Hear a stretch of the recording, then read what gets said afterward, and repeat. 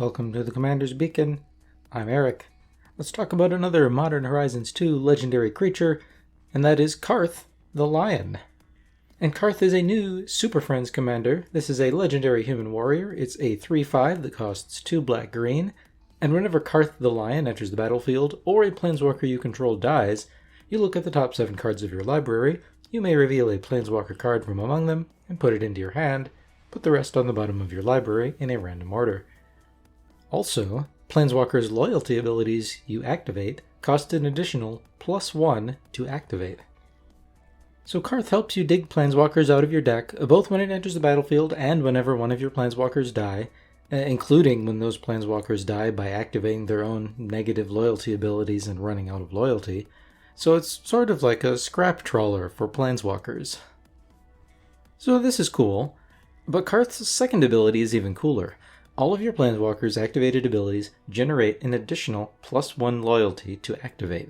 So Nissa Vital Force, for example, has a +1 that untaps one of your lands and turns it into a 5/5 creature until your next turn. With Carth, this ability grants +2 loyalty instead. Nissa's -3 becomes a -2 loyalty instead, and her ultimate, instead of being a -6, becomes a -5. And those costs, the -6 of Nissa's ultimate, for example, and the additional +1 from Carth, sum together before you actually pay the cost. And this means that Nissa can activate her -3 even if she only has 2 loyalty when Carth is on the field. Or she can activate her -6 ability even if she only has 5 loyalty, again when Carth is on the field. And because Nissa starts with 5 loyalty, this means that Nissa's ultimate can be used the turn you cast her, again when Carth is on the field. And there are a few other Planeswalkers like this too, and we'll want to pay special attention to those Planeswalkers that can ultimate the turn they come into play when Carth is on the field. Of course, with green in our color identity, there are plenty of other effects that help us activate our Planeswalker loyalty abilities faster than normal. But Carth boosts our Planeswalkers from the command zone, and in a color identity that didn't really support Super Friends and Commander before.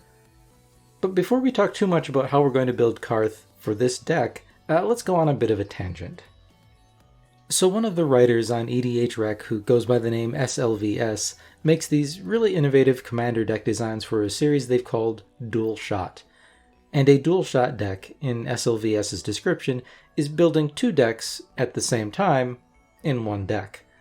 But I don't mean like pairing proliferate cards with Atraxa in your Super Friends deck.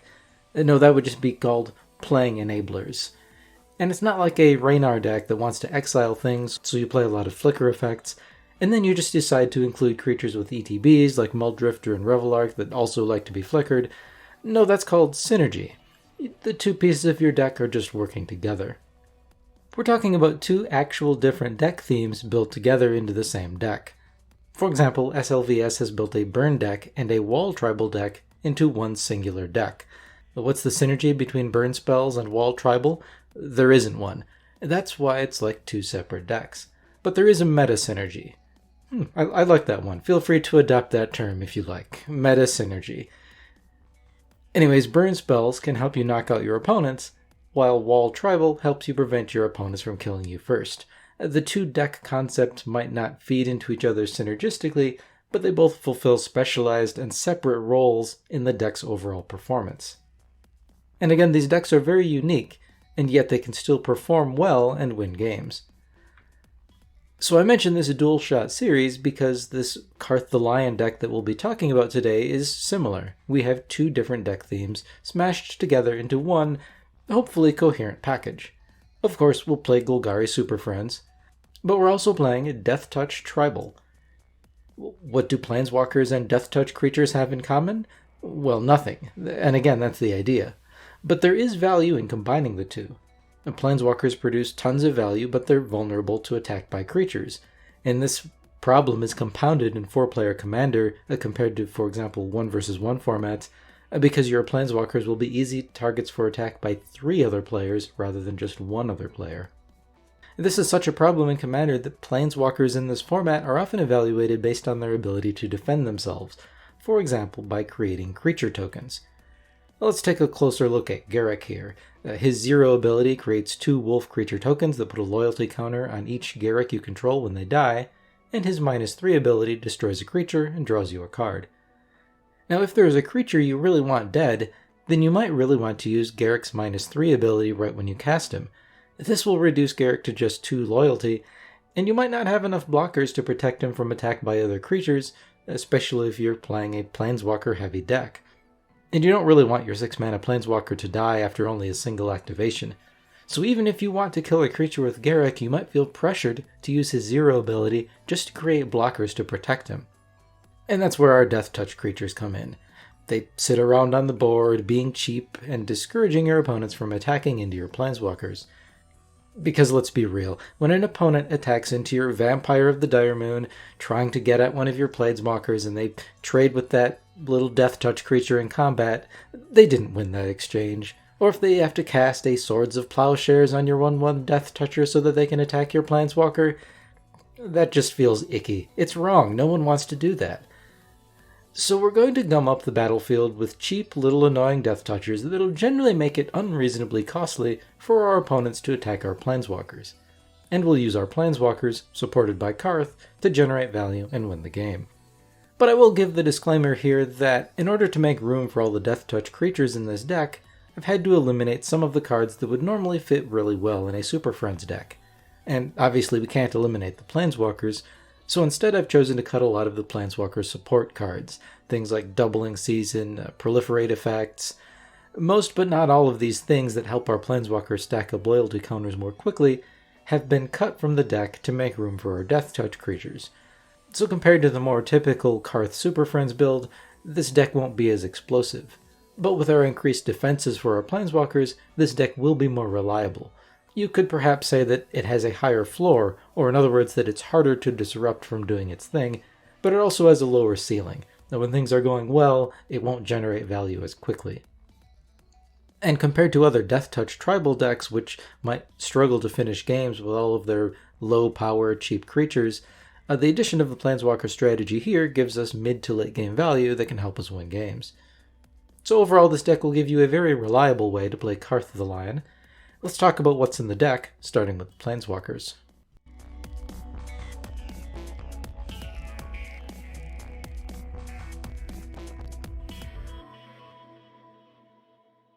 Now it's tough to build 2 decks into a single deck. You really need to consciously avoid using generic staple cards when more synergistic cards can meet some of the deck's needs instead. So in this deck, I've focused on using Planeswalkers as much as possible for basic deck functionality like removal and card draw. Not so much ramp though. There are Planeswalkers that help with ramp, but I really prefer that most of my ramp cost less than 5 mana.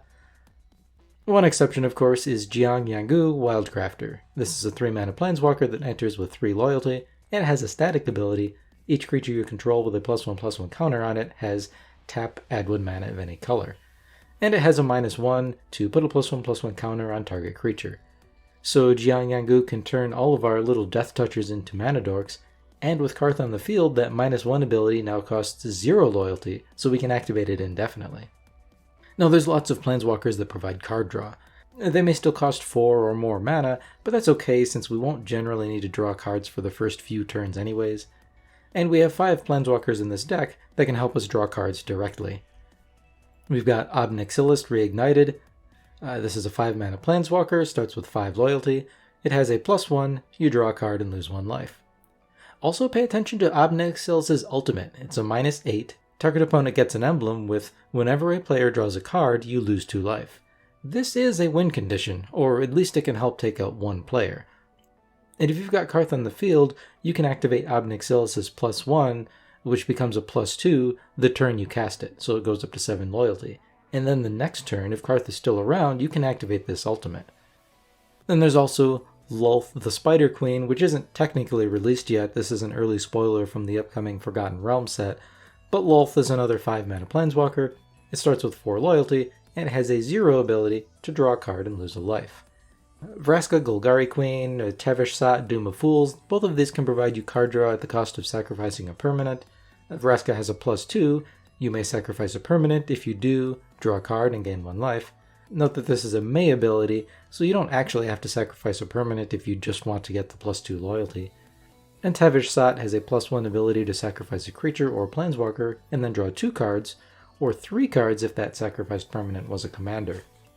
And of course we have to play Nissa Vital Force, which again can untap our lands, recur permanents from our graveyard, and of course use her ultimate on the turn that you cast her if Carth is on the field. And that ultimate gives you an emblem that says, whenever a land enters the battlefield under your control, draw a card. And then finally there's Liliana Dreadhorde General. This one costs 6 mana and it starts with 4 loyalty, and it has a static ability: whenever a creature you control dies, you draw a card. If you really want that card advantage now, and you've got at least 2 creatures on the field, you could activate her -4 ability right away, which causes each player to sacrifice 2 creatures, then you'd get to draw 2 cards. Now there's a few other planeswalkers in the deck that can provide a form of card advantage as well, but we'll mention them later. And like I said, we also want to use planeswalkers for removal when we can. Vraska the Unseen is a 5 mana planeswalker, it starts with 5 loyalty, and she has a -3, destroy target non-land permanent. There's Vraska Relic Seeker, it's a 6 mana planeswalker, it starts with 6 loyalty, and it also has a -3, destroy a target artifact, creature, or enchantment, and create a treasure token. This is apparently when Vraska went through her pirate phase. I mean, it's fine, we all go through a pirate phase at some point, right? Garruk Cursed Huntsman and Garruk Apex Predator both have a -3 ability to destroy a target creature, and you get a little bit of added value too. For the Cursed Huntsman, you also draw a card, and for the Apex Predator, you also gain life equal to that creature's toughness. And as long as we're talking about Garruk, notice that with the Cursed Huntsman, you can ultimate right away if Carth is on the field. The Cursed Huntsman enters with 5 loyalty, and it has a -6 ability. You get an emblem with creatures you control get +3/+3 and have trample. And Garruk Apex Predator can't ultimate the turn you cast it, but it can potentially use its ultimate on the next turn if Carth is on the field. The Apex Predator enters with 5 loyalty, and it has a -8. Target opponent gets an emblem with, whenever a creature attacks you, it gets +5/+5 and trample until end of turn. Nice. Of course, we'll also play other planeswalkers for value too. Some of them are particularly useful since we're also playing with deathtouch creatures. Vraska Swarm's Eminence, for example, is a 4 mana, 5 loyalty planeswalker with a static ability that says, whenever a creature you control with deathtouch deals damage to a player or planeswalker, put a +1/+1 counter on that creature. Now this ability is only okay, we probably won't be attacking with our deathtouch creatures often, but it can help, and Vraska also has a -2 to create a 1/1 black assassin creature token with deathtouch, and whenever this creature deals damage to a planeswalker, destroy that planeswalker. Mostly, Vraska is in here for the theme of, supporting our deathtouch tribal, but to be honest, it's not that great. You could swap this out for another planeswalker if you want to. There's Vivian of the Arcbow. This is a 6 mana, 5 loyalty planeswalker with a +2 that lets you put 2 +1/+1 counters on up to 1 creature, and this is fine. But Vivian is in this deck for her -3, which has target creature you control deal damage equal to its power to target creature you don't control. And again, because we have so many deathtouch creatures in this deck, this ability basically reads, destroy target creature you don't control. So I think I've mentioned almost every planeswalker in the deck, though I didn't cover all of their abilities here. For the sake of completion, I'll just mention the final 2 planeswalkers in the deck. We've got the OG Liliana Vest. Her +1 is target player discards a card, not that great for commander, but she also has a -2, which is basically Vampiric Tutor, so that's really nice. And she has a -8 that you can possibly activate the turn after you cast her if you've got Carth, and that -8 is basically Rise from the Dark Realms, so lots of power on this card. No particular synergy with our deck other than being a planeswalker, but it's just a powerful card. And we've also got Liliana the Necromancer. This is a much tamer Liliana with an equally forgettable +1 that I don't even feel the need to read. She also has a -1, return target creature card from your graveyard to your hand.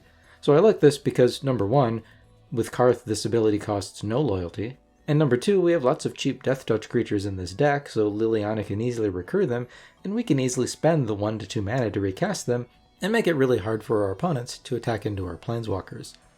This Liliana also has an ultimate that we can activate the turn after we cast her with the help of Carth. It's a -7 ability that destroys up to 2 target creatures, and we get to put up to 2 target creature cards from graveyards, note any graveyards, onto the battlefield under our control. So it's sort of a mini Rise of the Dark Realms with some removal built in. So those are our planeswalkers. There are 15 of them, so all things being equal, we'll have around a 68% chance to find one with Carth's triggered ability from among the top 7 cards of our library whenever Carth enters the battlefield or one of our planeswalkers die. But keep in mind that as we start pulling planeswalkers out of our deck with this ability, we will decrease the chance that we'll find another one the next time. But we do also have a few cards that support our planeswalkers. None of these will be particularly surprising, but I do need to mention them. The Chain Veil is an artifact that lets us activate our planeswalkers twice per turn instead of just once, at the cost of 4 mana and tapping it. Obviously really good. There's Command the Dreadhorde. This is a 6 mana sorcery that says, choose any number of target creature and or planeswalker cards in graveyards. Command the Dreadhorde deals damage to you equal to the total mana value of those cards. Put them onto the battlefield under your control. So this lets us buy planeswalkers from our graveyard at the cost of life equal to their casting cost, which is a pretty good deal. We can also rebuy those cheap deathtouch creatures, not to mention, anything at all that's a creature or planeswalker in our opponent's graveyards. We've got the Elder Spell. This is a sorcerer that costs black. It says destroy any number of target planeswalkers. Choose a planeswalker you control, put 2 loyalty counters on it for each planeswalker destroyed this way. Now even if we don't have any opposing planeswalkers to hit, we can use this on our own planeswalkers to bump up the loyalty of another one of our walkers to put it into ultimate range immediately. And if we're destroying our own planeswalkers while Carth is on the field, we'll get that triggered ability to dig through our deck and find more planeswalkers to replace them. This card is pretty amazing in a Carth deck, even if we have to target our own planeswalkers to destroy with it. Of course, we'll use Honor-Worn Shaku. This is a 3 mana rock that taps for colorless, but you can tap an untapped legendary permanent you control to untap Honor-Worn Shaku. So this essentially lets our planeswalkers tap for colorless. This is basically free mana since tapping a planeswalker generally has no effect on its functionality whatsoever. And there's a couple of pieces of mass removal that work really great in a planeswalker deck because, well, they don't hit planeswalkers. So they leave your planeswalkers on the board to keep generating value without risk of getting attacked right away. Like Nevinral's Disc. This is a 4 mana artifact, it enters tapped, and you can pay 1 and tap it to destroy all artifacts, creatures, and enchantments, but not planeswalkers. We've got Pernicious Deed. This is an enchantment that costs 1 black-green. You can pay X and sacrifice it to destroy each artifact, creature, and enchantment with mana value X or less. But again, it doesn't hit planeswalkers. So these are great pieces of removal to use in a Carth deck. So that is the planeswalker half of this deck. Now let's talk about deathtouch.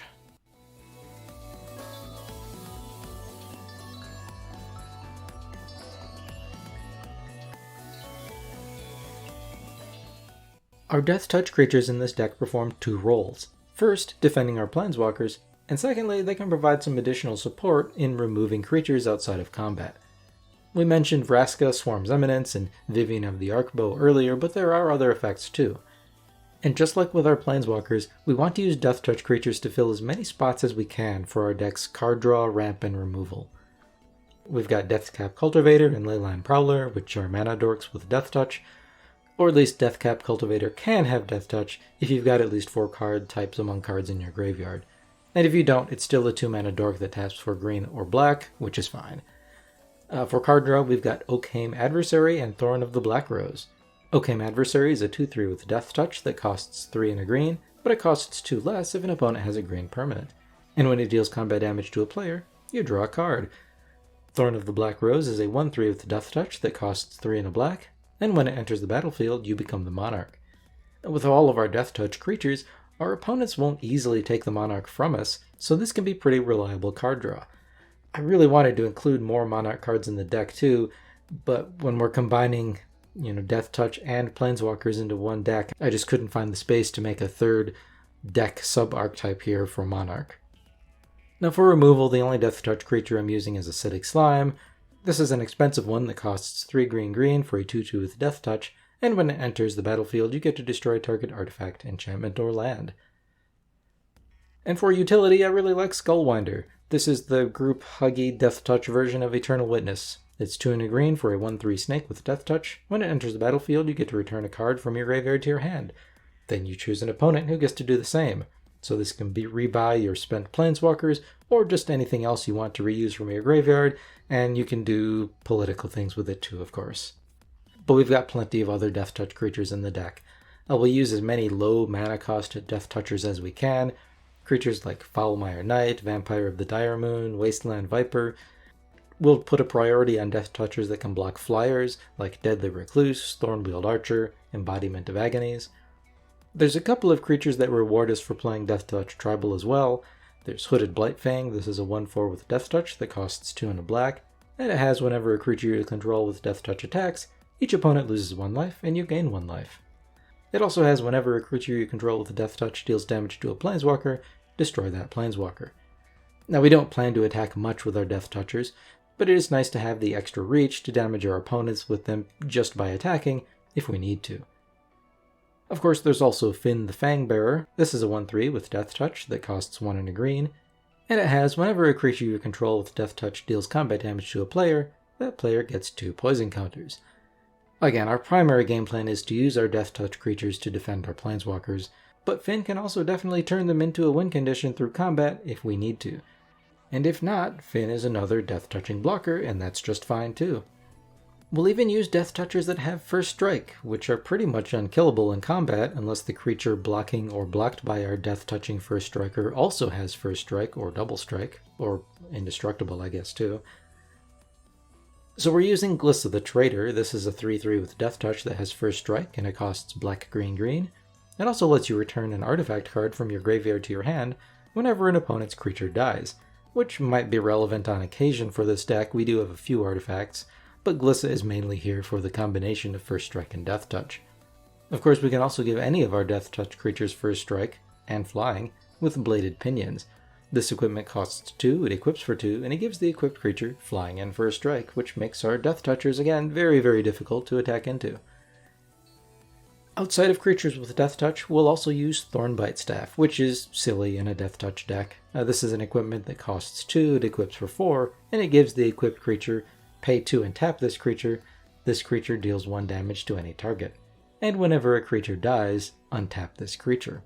This lets our Death Touching creature ping another creature for 1 damage, which will kill it due to the Death Touch, and then because a creature died, we'll then untap our creature. So we can kill as many creatures as we want for 2 mana each, so this is an obvious include in a Death Touch deck. And that's most of the deck. Besides our Planeswalkers and our Death Touch creatures, most of the remaining cards I haven't talked about are generic support cards like non-synergistic mana ramp or card draw or removal. Of course, please see the link in the description to the full deck list where you'll see some of the more basic cards that I didn't talk about in this video.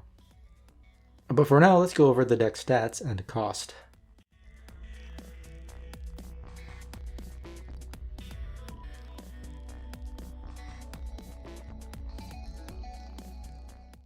Alright, deck stats. This Carth the Lion Planeswalker Death Touch deck has an average mana value of 3.18. We're using 37 lands, and this deck has 15 Planeswalkers, which again, assuming a uniform distribution of card types between your hand, library, and graveyard and so on, will give you about a 68% chance of finding a Planeswalker in the top 7 cards of your library with Carth's triggered ability. We have 28 creatures, and of those, 26 of them have Death Touch. And the average mana value of those creatures is 2.59, because again, we want them to be cheap. We want to establish a few death-touching creatures on the battlefield in the early turns, so our Planeswalkers already have defenders by the time we get ready to cast them. We have 10 card draw cards and 10 sources of mana ramp, and there are 17 sources of single target removal, a lot of those are on Planeswalkers, and 3 board wipes. At the time of this recording, this deck has a value of $342.17. I'm not going to make too many suggestions for budget cuts for this deck, since Planeswalker decks tend to be more expensive. But in this deck, the Planeswalkers comprise about $120 of the deck's value, so there are a few easily cuttable cards if you wanted to reduce the deck cost. First, there's Ophiomancer. This is a 3-mana creature that generates a 1/1 snake token with Death Touch for you at the beginning of each upkeep, as long as you don't have any other snakes. But this card is also $24. Now, it is amazing in a Death Touch deck, but you could cut it for any other cheap Death Touch creature if you wanted to. Now, I'm also using Damnation as a low mana cost creature board wipe, but this card is $27. You could swap it for any lower cost board wipe, like Crux of Fate. Similarly, Assassin's Trophy is $20, and it's great removal, but again, swap it out for a cheaper piece of removal if you need to. Between our Death Touchers and Planeswalkers, we have a lot of removal that can hit creatures, so you may pick removal that can destroy artifacts or enchantments, like Nature's Claim. Of course, we're using the Chain Veil to support our Planeswalkers. This is a Planeswalker deck staple, and it's currently $19. There isn't really any replacement for this effect in Golgari colors, especially on a budget, but again, if you need to remove this for budgetary purposes, you'll just have to find something else to replace it. And then finally we have Agadeem's Awakening, which is a really useful MDFC land that if we use the spell side of the card, it can recur our Death Touchers from the graveyard to the battlefield. But it's $15, and it's easy to swap this for another land if you're on a budget. So that's Carth the Lion. So I found that this deck, because we've added Death Touch creatures to the standard Super Friends archetype, really helps to protect our Planeswalkers, and it's a fairly passive defense too. It's not something you have to keep putting a lot of mana into. I mean, no one will really want to attack into your Death Touch creatures to knock out your Planeswalkers unless it's really, really urgent. And this further frees your Planeswalkers to let you use their activations to generate value rather than just to protect themselves from attack. But again, be aware that because we lack a lot of the loyalty boosting cards like Doubling Season, the deck won't just run over your opponents with Planeswalker emblems and tons of value all in one turn. It will take a few turns to get this deck's value engine going. So this is a slower, more controlling version of a Super Friends build. Fortunately, with our Death Touch defenders and lots of removal spells and abilities on our Planeswalkers, we do have the capacity to keep our Planeswalkers around for the long game. But that's all I've got for today. If you enjoyed this deck, please like the video and subscribe to the channel. I try to make unconventional commander deck builds that use existing commanders or mechanics in new ways. But that is all I have for today. Thank you for watching.